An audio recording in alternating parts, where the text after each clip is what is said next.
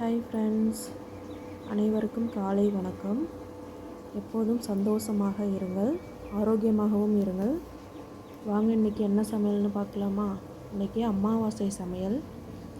என்னென்ன சமைக்கிறோம் அப்படின்னு சொல்லிட்டு பார்க்கலாம் வாங்க. காராமணி காய் கட் பண்ணி வச்சுருக்கேன், தேங்காய் பூ துருவி வச்சுருக்கேன், முள்ளங்கி கீரை எடுத்து கட் பண்ணி வச்சுருக்கேன், பூசணிக்காய், தக்காளி, வெங்காயம், பச்சை மிளகாய், பருப்பு வேக வச்சுருக்கேன், வரமிளகாய் கிள்ளி வச்சுருக்கேன். இப்போ கடாய் வச்சுக்கோங்க. கடாயில் நல்லெண்ணெய் விட்டுருக்கேன். நல்லெண்ணெய் காஞ்ச உடனே கடுகு, உளுத்தம்பருப்பு, வெந்தயம், சீரகம் தாளிச்சுக்கோங்க. நல்லா பொரிஞ்சு வரட்டும்.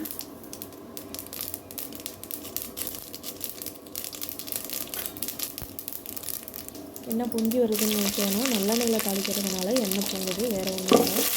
சின்ன வெங்காயம் முழுசாக எடுத்து வச்சு வச்சுருந்தோம். சின்ன வெங்காயம் போட்டுக்கலாம். வரமிளகாய், பச்சை மிளகாய் போட்டு தாளிச்சுக்கலாம். ஒரு முறை இந்த மாதிரி செஞ்சு பாருங்கள், குழம்பு நல்லா டேஸ்ட்டாக இருக்கும். செஞ்சு பார்த்து எப்படி இருக்குன்னு கமெண்ட் பண்ணுங்கள். வீடியோ பிடிச்சிருக்கு அப்படின்னா லைக் பண்ணுங்கள், ஷேர் பண்ணுங்கள், சப்ஸ்கிரைப் பண்ணுங்கள், தொடர்ந்து சப்போர்ட் கொடுங்க. தக்காளி 3 எடுத்து கட் பண்ணி வச்சுருங்க, அதையும் போட்டுக்கலாம். உப்பு போட்டுக்கலாம். உப்பு போட்டால் தான் தக்காளி சீக்கிரம் வதங்கி வரும். பாருங்கள், தக்காளி நல்லா வதங்கிடுச்சு. பூசணிக்காயை கட் பண்ணி வச்சுருங்க, அதையும் போட்டு நல்லா கிளறி விடுங்க. பாருங்கள், நல்லா கிளறியாச்சு. பூசணிக்காயும் நல்லா வதங்கிடுச்சு. இப்போ மல்லித்தூள், மிளகாய்த்தூள் வீட்டில் அரைச்சது 1 ஸ்பூன், சாம்பார் பொடி 1 ஸ்பூன் எடுத்து போட்டு எண்ணெயிலே வதக்கிடலாம்.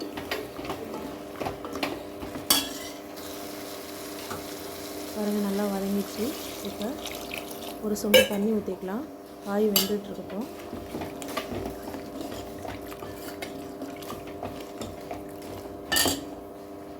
காய் வேகிறதுக்குள்ளே இந்த பக்கம் கடாய் வச்சுக்கோங்க. கடாயில் 1 டேபிள் ஸ்பூன் நல்லெண்ணெய் விட்டுருக்கேன். நீங்கள் கடலெண்ணெய் எந்த எண்ணெய் வேணாலும் யூஸ் பண்ணிக்கோங்க. எண்ணெய் நல்லா காஞ்ச உடனே கடுகு, உளுத்தம்பருப்பு தாளிச்சுக்கோங்க.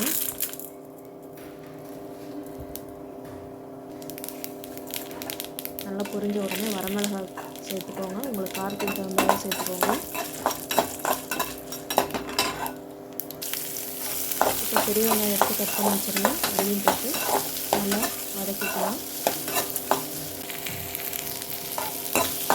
பாருங்கள், பெரிய வெங்காயம் நல்லா வதங்கிட்டு.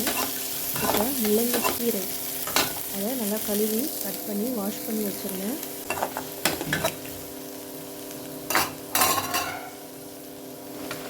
அதையும் எடுத்து போட்டுக்கலாம். முள்ளங்கி கீரை ரொம்ப சத்து ஃப்ரெண்ட்ஸ், உடம்புக்கு ரொம்ப நல்லது. வாங்கி சமைச்சு சாப்பிடுங்க. இன்னொரு பக்கம் சாதம் வெந்துட்டு இருக்கு. பாருங்கள், இது தண்ணி ஊற்றினது நல்லா கொதிச்சிட்டு இருக்கு. சாம்பார் நல்லா கொதிக்குது. கொதிக்கும் போது வேக வச்ச பருப்பு எடுத்து ஊற்றிக்கலாம். அதுலேயே புளி 1 எலுமிச்சை அளவு கரைச்சி வச்சுருந்தேன், அதையும் ஊற்றிக்கலாம். இந்தாண்ட பாருங்கள், முள்ளங்கி கீரை நல்லா வதங்கிருச்சு. அது நல்லா வெந்துட்டுருக்கட்டும். அதுக்குள்ளே சாம்பாரை பார்த்துட்டு வந்துடலாம். முள்ளங்கி கீரை வெந்துருச்சு. இப்போ ஃபைனலாக தேங்காய் பூ போட்டு இறக்கிக்கலாம். உப்பு போடுறத எடுக்க மறந்துட்டேன், உப்பு போட்டுக்கணும் ஃப்ரெண்ட்ஸ். உப்பு போடாத சமைச்சிட்டேன்னு சொல்லிட்டு யாரும் சொல்ல வேண்டாம். பாருங்கள், காய் நல்லா வெந்துருச்சு. ஃபைனலாக மல்லித்தலை, கருவேப்பிலை, தேங்காய் பூ 3யும் போட்டு நல்லா கிளறி விட்டுக்கலாம்.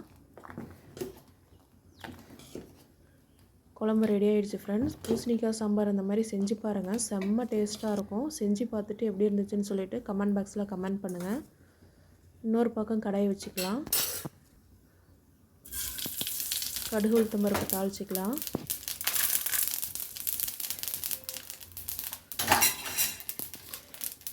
அதுலேயே பச்சை மிளகாய், பெரிய வெங்காயம் கட் பண்ணி வச்சுருங்க, அதை போட்டு வதக்கிக்கலாம். நல்லா வதங்கிடுச்சு. இப்போ காராமணி காய் கட் பண்ணி வச்சுருந்ததை போட்டு இன்றைக்கி காராமணி காய் பொரியலும் முள்ளங்கி கீரை பொரியலும் தான், அதை போட்டுக்கலாம். காராமணி காய் பொரியல் சூப்பராக இருக்கும். இந்த மாதிரி பச்சை மிளகாய் போட்டு செஞ்சு பாருங்கள், செம்ம டேஸ்ட்டாக இருக்கும். நல்லா வதங்கட்டும். அதுக்காக பொரியலுக்கு தேவையான அளவு உப்பு, மஞ்சத்தூளும் போட்டுக்கோங்க. காரத்துக்கு பொடியெல்லாம் போட தேவையில்லை. இந்த மாதிரி காராமணி காய் செஞ்சு பாருங்கள், டேஸ்ட்டு சூப்பராக இருக்கும்.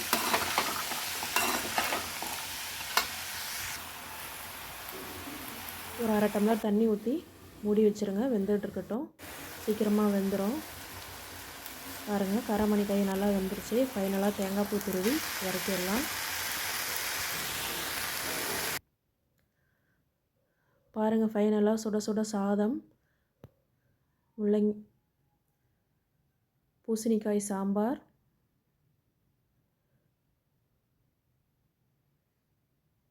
பருப்பு, முள்ளங்கிக்கீரை பொரியல், காராமணிக்காய் பொரியல்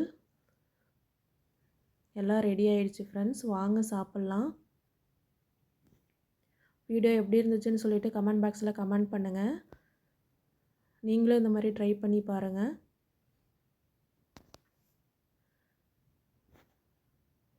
தொடர்ந்து சப்போர்ட் கொடுங்க ஃப்ரெண்ட்ஸ். தேங்க்யூ. ஃபைனலாக நான் ரசமும் தயிரும் வச்சுக்கிட்டேன். தேங்க்யூ.